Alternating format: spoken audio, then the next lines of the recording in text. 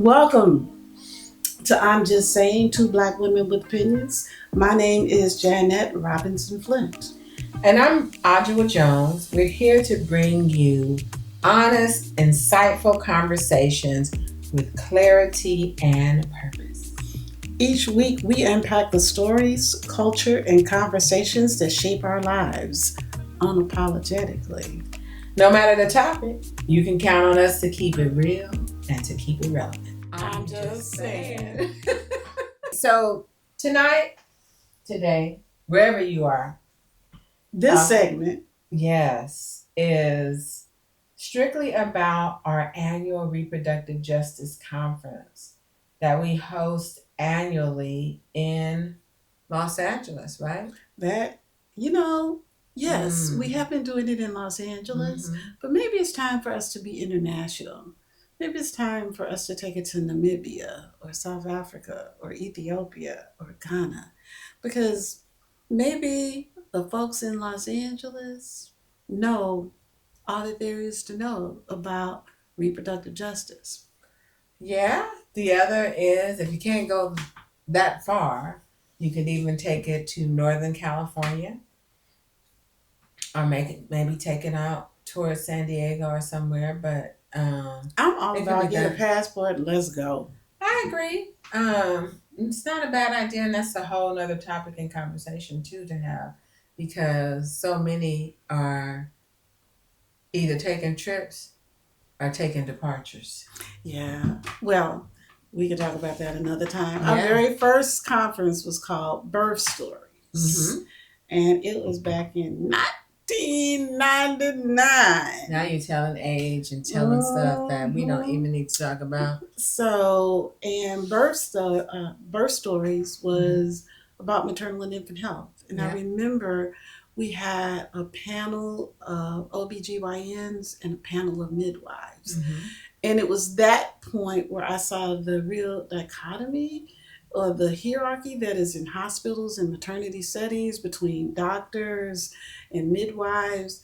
And in 2025 now, we're going to add doulas and other birth workers like lactation or physician's assistants or nurse practitioners. There's very much a hierarchy inside of the world of maternal and infant health. Yeah. And we're here to talk about it with our conference. We're here to talk about how that hierarchy impacts the access and quality of care for Black women and girls.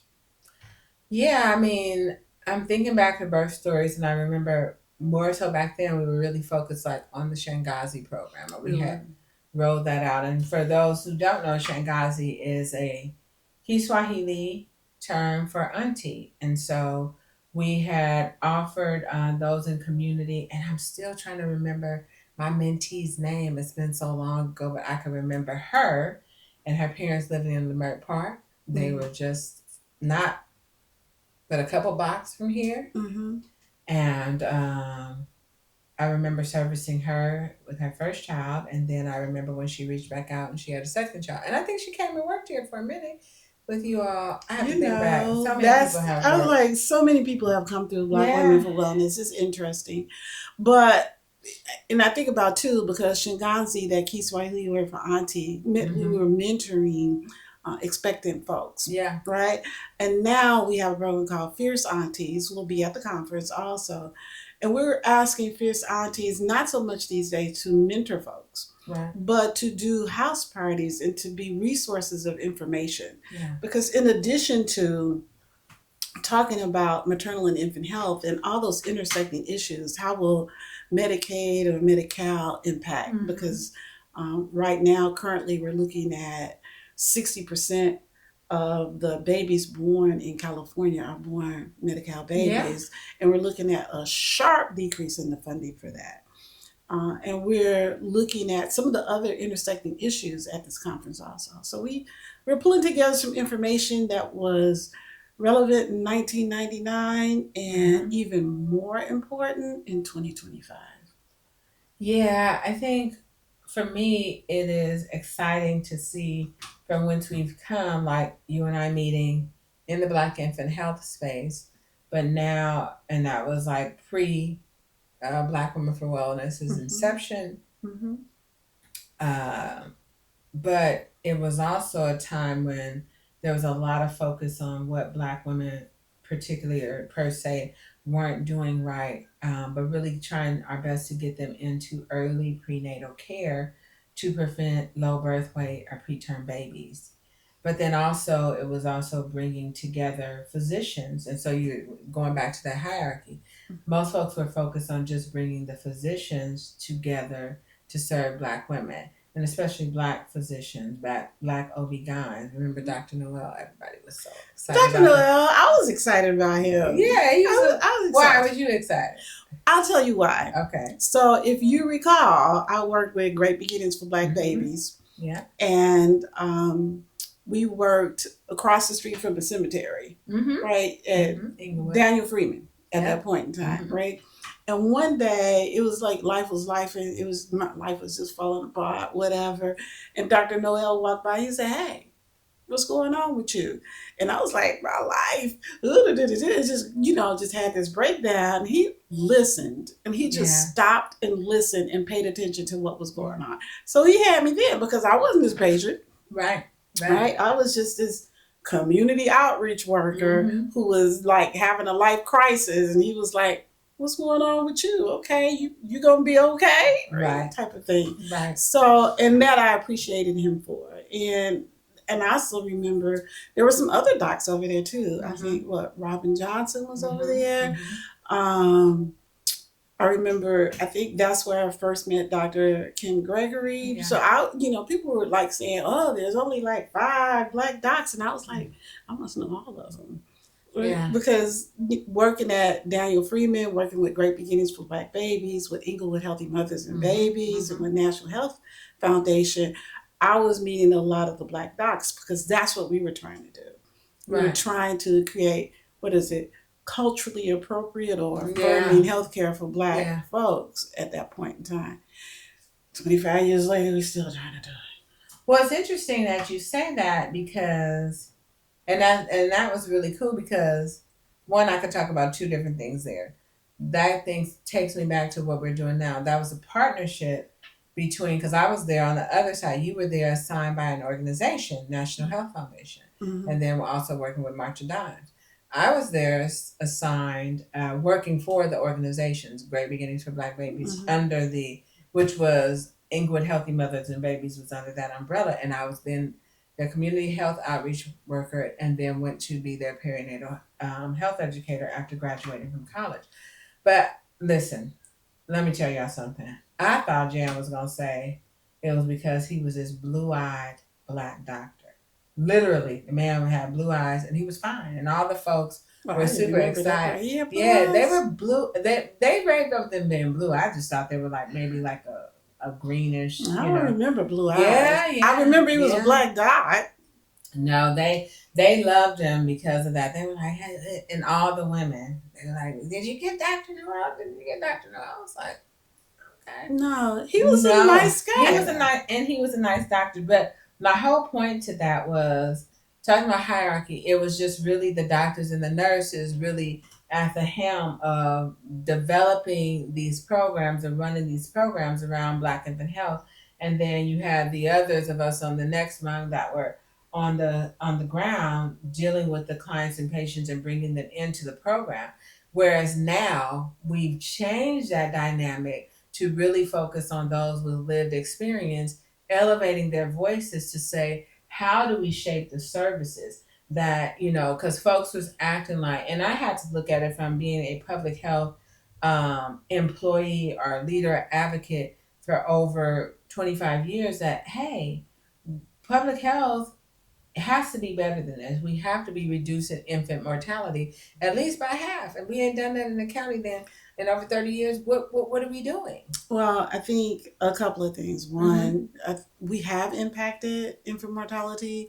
We have impacted maternal mortality. Now, the challenge is that the health inequity is still there. Right. So as you were saying, you were talking about how things went down. Not in disagreement of that down, if it goes down for us. Oh, we're talking about the statistics and data. Yeah, if we do it for others, doing it for us helps others, right?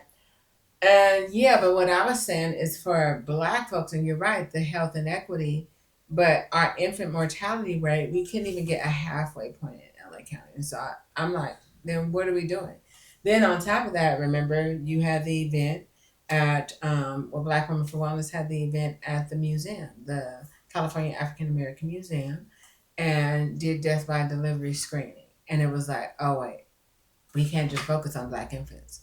We have to focus on maternal mortality for Black women. And with the influx of the internet and all the different social media sites and whatnot, then you got to see more and more what was happening to Black women, and they were dying. So we were putting a lot of emphasis on infant mortality instead of maternal mortality. Instead of both. Right. So now, thankfully, 2017, 2018, you brought, and we got to work together and bring the first Black Maternal Health Week here to LA County as a result. Was it that long ago? Yeah, 2018, back. Where does time go? Where does the time go? Jeez Louise. Yeah. So then in talking about birth stories, now we're talking about birth stories in a different way, because we're talking about moms and we're looking at how we also support the moms in that journey and really bringing them into that, and the dads and the partners, individuals, calling out women, calling out birthing people, making sure we've covered all our bases, folks. We ain't letting nobody out. We're very inclusive while not trying to. We got exclude, the village. right? We gonna make the village pay attention. Please. Yeah. So, talking about those birth stories, and there's another project I'm gonna come up with and tell you about in the collection of birth stories, how critical it is to talk birth stories now, today, even more so. You know, I think about that, Mm-hmm. and I think, like, wow, we were like so ahead of the curve Mm-hmm. in terms of what we were trying to do. This year, for Mm-hmm. 2025, our conference is Minding Our Black Business, Mm-hmm. Rest, and Liberation, Mm-hmm. right? So how do we, minding our Black business, think about how do we get rest, how do we get joy, and then how will we do liberation? Because rest is not a liberation tool. Mm-hmm. So I tell you what I have been thinking about, and you give me feedback in that regard. Okay. So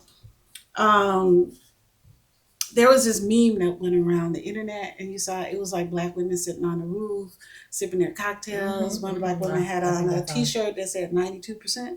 Yeah. And they were watching the city burn, Mm-hmm. right? Mm-hmm.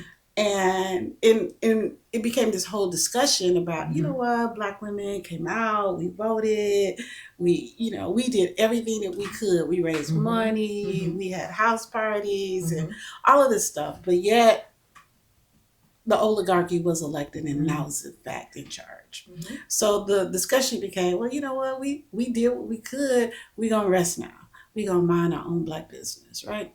So the thought came to me that we can't mind our own Black business, Mm-hmm. right? We still got to put it in. Yeah. Because if we don't put it in, then our community loses. We become Mm-hmm. in jeopardy, right? So, and I thought about how we got an analogy in Los Angeles, Mm-hmm. right? So January 7th, Mm-hmm. we were watching, me from a distance, Pacific Palisades burn. Mm-hmm. Right? Mm-hmm. With like, ooh, that neighborhood is burning down. What is going on? Right? Mm-hmm. And if we were watching from a distance, say Pasadena, Altadena, and we were minding our own Black business, right? And the Eaton fire, Mm-hmm. now we got fire on our side of town. Mm-hmm. So their side of town started burning first, then it spread to our side of town. Wow. So if we were minding our Black business, what could we have been doing to do prevention, Mm-hmm. right?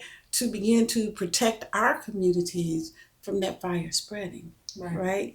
But then I also look at, because then it did spread, right? So first their community, then our community. Mm-hmm. Then I look at how resources are flowing, right? So resources just flow to, quote, City of Los Angeles. Mm-hmm. Concerts were held, money was raised. Yeah. But did it flow to Pasadena, Altadena like that? Did it get there in the same way?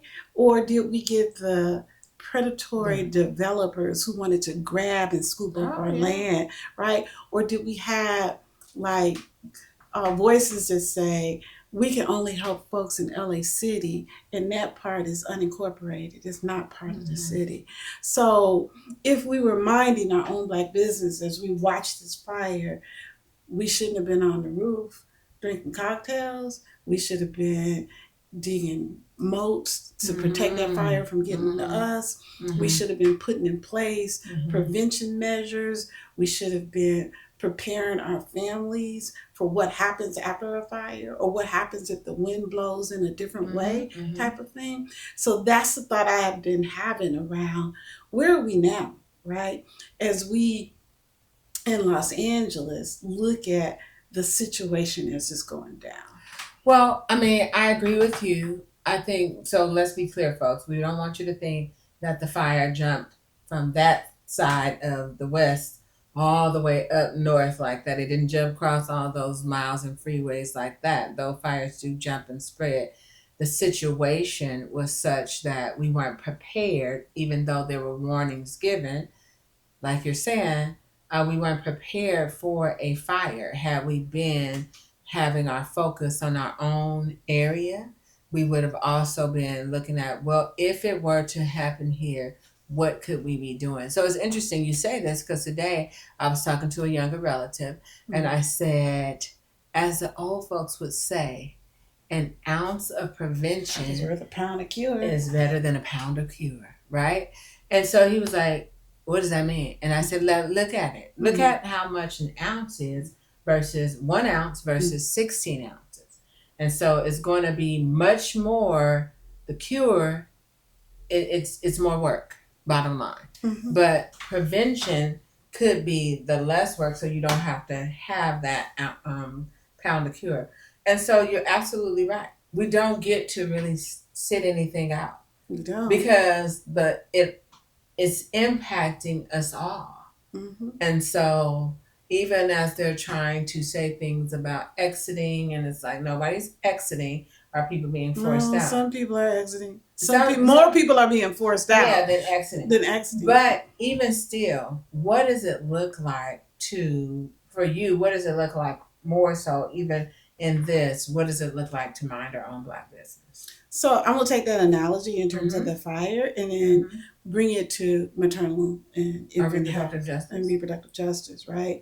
So some of the things that we're looking at in terms of reproductive justice is we're looking at access to Medi-Cal, remember, in terms of how many babies in California are born on Medi-Cal.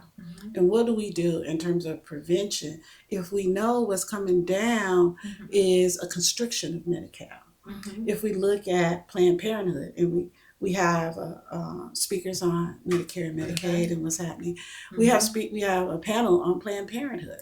If we look at how the attacks on Planned Parenthood will impact our access to perinatal care, to screening and treatments for sexually transmitted infections, to screening and treatment for HIV, or even to breast health, right? Just in terms of the range of services that Planned Parenthood has, right? So if we left them and the other community health centers and federally qualified health centers and independent birthing places, etc., to themselves, right? Then what happens when we need service? Absolutely. Where do we go, right? Or what do we do now to begin to prepare for what we see coming down the road? So that's some of the information and some of the thoughts that are running through my head, and some of the questions that we have prepared for some of the panels with this reproductive justice conference. I think that's like the best thing, that even probably we should have been doing this earlier so people would have an understanding of, don't be laissez-faire, right, about minding my own Black business means. Don't think to not support this conference and because you're thinking that means Black women are, like you said, sitting on the roof just chilling. Cocktails. Or better yet, what about the meme that the world is burning down and all the Black folks are in line dance, they dancing hard and the boots is on the ground and kicking up legs and heels and things of that nature. That's not what it's meaning at all. Those things are happening. Those things are happening in every culture. Don't assume just because Black folks are finding their way. I think everybody's trying to find their way of we coping. Still get to joy. We still get to have joy. Right. Why can't we still get to laugh, yeah, right? But it doesn't mean that we don't have a strategic plan or a strategic plot or something happening right in addition to our joy. Yeah. Everybody should. So, okay, I'm hearing you with that, and I love it. I'm thinking, though, that the critical piece of that is what you said. Here's the thing about it is you don't get to mind, not, just sit back and not get prepared, because then what can happen is people don't have the insurance, right? But they have to be there for emergency. Well, I too have an emergency and I have coverage, but I might have to be waiting because somebody else who doesn't has to be seen too. And do they? I mean, what are we doing? Are we picking I'm saying this. They've been doing that all the time. Well, but they have been doing that all the time. So what I'm saying is this, right? If we have, for example, but the goal is for that not to happen. The goal is for it not to happen, right? Yeah. But we live in, and you know this because we've been looking at hospital closures, right? And we have been looking at maternity closures, maternity ward closures, right? And now we're listening to county facilities talking about, well, we're going to consolidate services, right? So where it used to be with the 5 county hospitals for the 5 county districts, which were like far and wide apart, they would each have a mammography unit, right? For example. But now it's like, well, no, that's going to be specialty care. So everybody going to have to be in line for that one place that they decide that they'll offer mammography, or that one place that they decide where they'll offer whatever services it is on that reproductive health sphere, whether it's STD or STI training. And let me say that out, whether it's sexually transmitted infection or disease screening and treatment or that type of thing. So the question then becomes for us with minding our own Black business, because we know what the data is in terms of our community, in terms of who, if we look at breast health, for example, or breast cancer, more likely to be diagnosed late and more likely to be diagnosed at a later stage of the illness. Right? Or if we look at the rates of sexually transmitted infection, or even if we bring it back to talk about still how many moms are dying and how many babies are dying, then if we mind in our Black business and we looking at how are folks dying in our community, what services do we want to make sure are readily available? Right. Or what services do we know we're going to need to go get healers for? That we're going to need to find the granny midwives at the independent maternity homes to be offering whole women care, right? Because the hospital has a line too long, or the clinic, you can't get an appointment for 6 months, or they're not offering that service anymore. Well, then too, but still, they would still have to be paid. And so how would they can't live off of not being paid. So if the cuts come, everybody Well, yeah. Everybody suffers. So how do we avoid that type of bleed out, right? Well, the point of the oligarchy is cruelty. So it's going to be blood.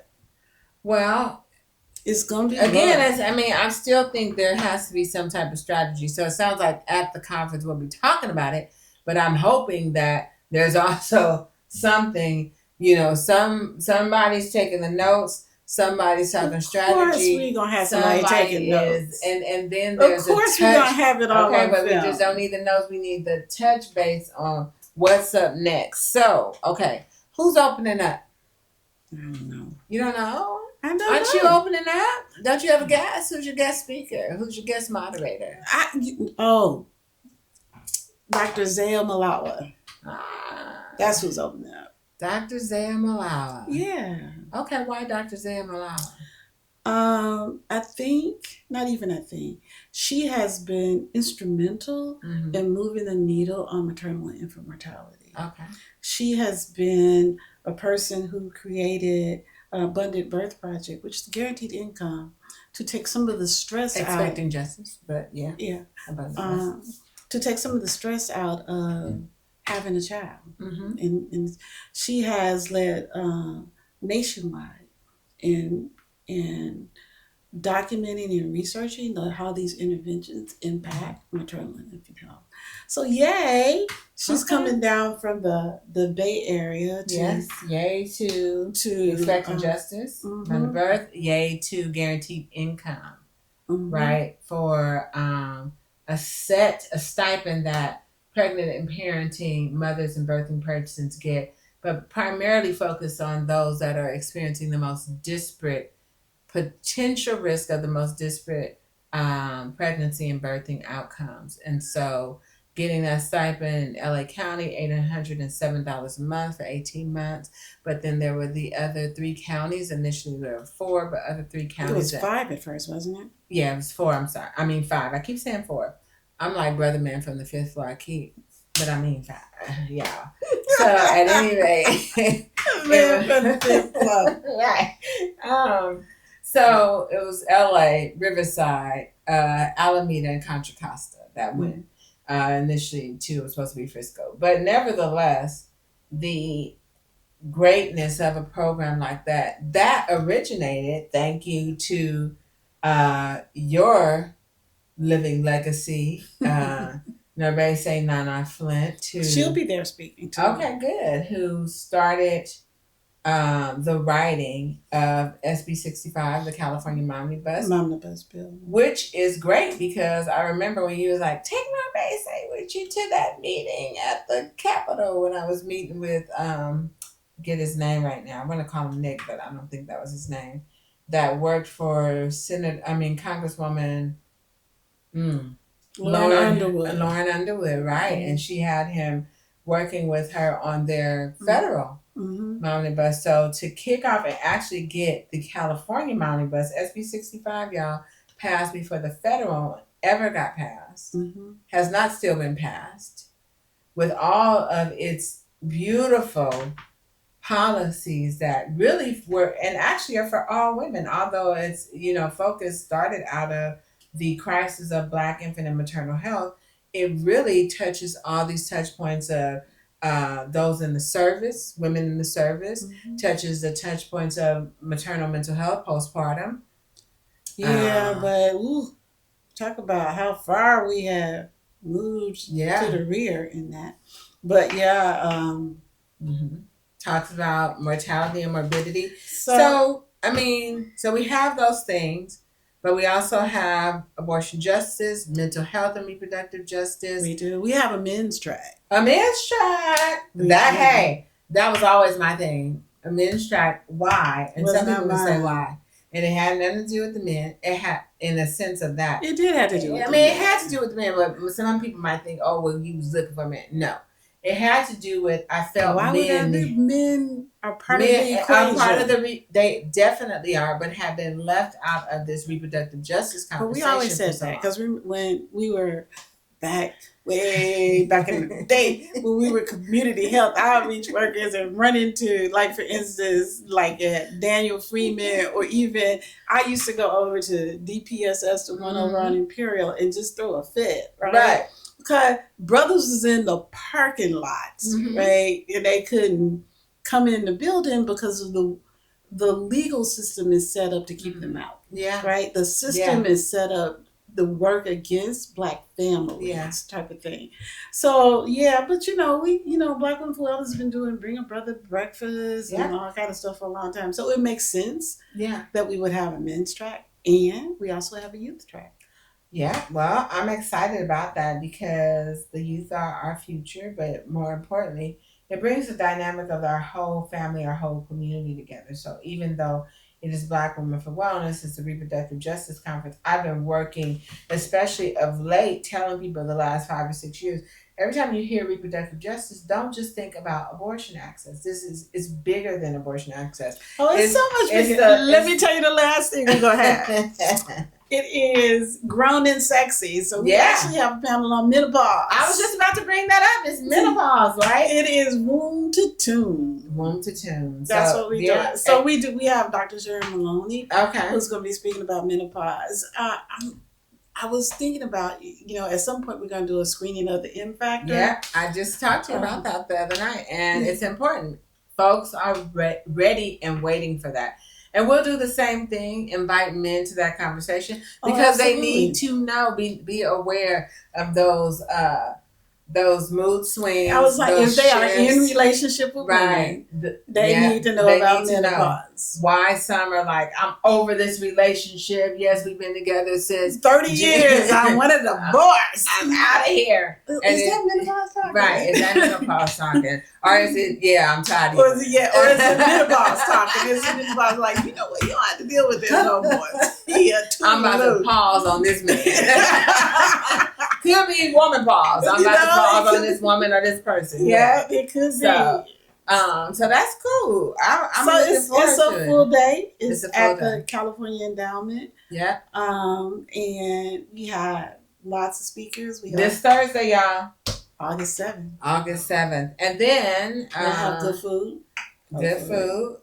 Better be. Hopefully. And listen, if we have a good DJ food that's already covered through the conference, but the endowment has great cafe too. So come, yes. And people tell you about the cafe because Black Women for Wellness does not order meat for people. Yeah. But we will give you a balanced meal. You can do without meat for a day. Yes, you can do without meat for a day. But like she said, there'll be a DJ there and there will be some activity breaks, including line dancing by the one and only. So I'll be prepared. So y'all better get prepared. Do we have to bring fans? You better bring your fans. Where them fans at? I should have brought my fan today. Bring your fans for various reasons. But definitely bring your fans. Bring your flat shoes or what you feel comfortable in getting your groove or activity. Wear your flat sandals, not your stilettos. Right. Yeah, no stilettos. Unless you want to. If that's what you do. Do that. Do what you do. Do what you do. But no, it's going to be some walking around, some dancing, some joy, and some information sharing. So please take note that the conference is happening this Thursday, August 7th. Join us. I will happily be a participant. I'm also co-moderating with one of my team members for the guaranteed income conversation. I'm involved in the maternal health track, but really super excited to have Dr. Zaya there, a colleague and partner, to be a part of this work with you yet again, another year. And we expect to see you there from 8 o'clock to 5 o'clock. Be on time, be on time, be on time. It will be well worth your visit and time and journey with us. Well, I'm excited for Dr. Zaya. I'm excited that Norbese is coming to. Yes, you should be. I'm excited. Is my man coming too? Yes, indeed. I get to see a chocolate drop. He can't. She can't come to that without him. Okay, well, make it make sense. You got to tell them kids that. So, and we also have Beulah coming from New Voices. Okay, and she's New Voices is based in Pennsylvania. I forget New Voices. Yes. Pennsylvania and Ohio. So they've been doing lots of work there around. So we're looking at a national perspective in terms of what's going on with Black women and girls. Well, that might be a good reason. I know you said international, but that may be a good reason to look at where the conference goes, if not next year, in 2 years, to another place. Yeah, to outside of LA County. And absolutely. And listen, and be able to get the coins for the conference, because people pay money for conferences. And Black Women for Wellness has been offering conferences and space for gratis, free, too much often. But the purpose of that and the joy in that is to ensure that the Black information gets to our community. Yeah, gets to our community, and people really get to participate that normally wouldn't or couldn't afford a conference of this magnitude. The information is not what people would be like, oh, because it's free, it's cheapened. The experience is not cheapened at all. It's not. And we thank you have sponsors. You have a few. I at least know one. I know First 5 LA. First 5, Cedars-Sinai. AIM. Yeah. Planned Parenthood kicked in. Okay. Coming Clean. Okay, you starting to spell them out. So we trying to make it happen. Yeah. And we're looking at AIDS Healthcare Foundation. Okay, good. So it's a few sponsors. We start early these days trying to ask people to support the information sharing. So it is not an cheap conference. funds. Yeah. Right? Meaning that you won't be shortchanged for Okay. the conference fee. So for more information to purchase your ticket, you can go to bwwla.org. My sense is probably somewhere on our social media, BW, the number 4WLA. But I say go to our website because, that's property, our real estate, internet real estate, and that's bwwla.org. Wonderful, wonderful. Well, thank you all. It's been a great time together and great sharing with you all and having this wonderful conversation about the 2025 Black Women for Wellness Annual Reproductive Justice Conference. Minding our own Black business. Mm. Rest, resilience, and liberation. So, with that being said, everyone, we're out. Thanks for tuning in to I'm Just Saying, two Black women with opinions.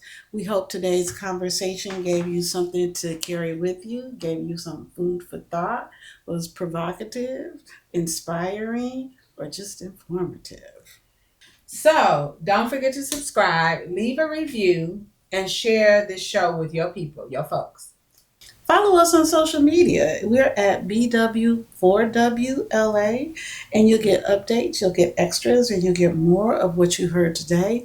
And you can also go to our website, bwwla.org, and join. You can donate, you can become a member, or you can learn more about what the organization is doing. So until next time, I say stay safe and sane, but stay bold, stay curious, stay active and engaged, and we'll be talking with you soon. Don't be isolated. Peace.